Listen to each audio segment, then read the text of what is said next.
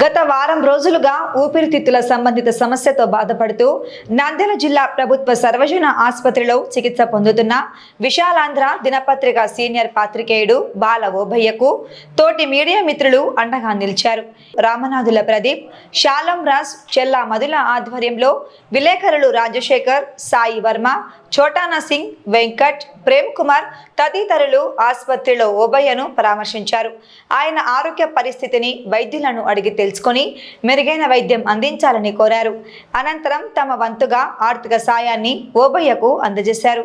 ఈ సందర్భంగా మీడియా ప్రతినిధులు మాట్లాడుతూ యూనియన్లకు అతీతంగా కష్టకాలంలో ఉన్న తోటి విలేకరిని ఆదుకోవాల్సిన బాధ్యత ఉందన్నారు.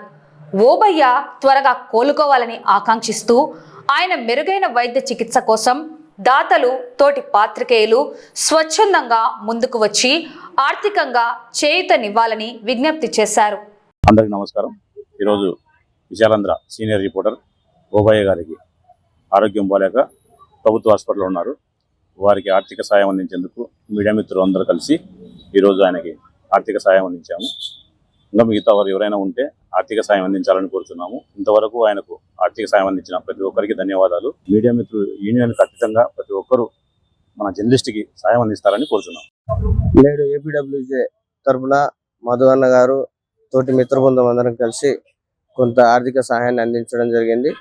మిగతా వారు కూడా అదే సహృదయంతో అందిస్తారని కోరుకుంటూ ధన్యవాదాలు. మిత్రులు ఓబులేష్ అన్నకి హెల్త్ బాగా హాస్పిటల్లో ఉన్నారు. చాలా మంది విలేకరులు అందరూ హెల్ప్ చేస్తున్నారు. ఇంకా మన వంతు సహాయం అందరూ వచ్చి చేయాలని. ఎందుకంటే ఒక కాకి ఒంట్లో బాగోతే ఒక కాకి ఏమైనా అయితే 100 కాకులు వచ్చి చేరుతాయి. కానీ ప్రపంచంలో న్యూస్ అనేది చూపించాలంటే ఒక జర్నలిస్ట్ గా ఎక్కడెక్కడి నుంచి న్యూస్ సేకరించి చేస్తుంటాం. కానీ ఒక జర్నలిస్ట్ కి హెల్త్ పాడైనప్పుడు కూడా ఎవరు రెస్పాండ్ అవ్వకపోతే అది మన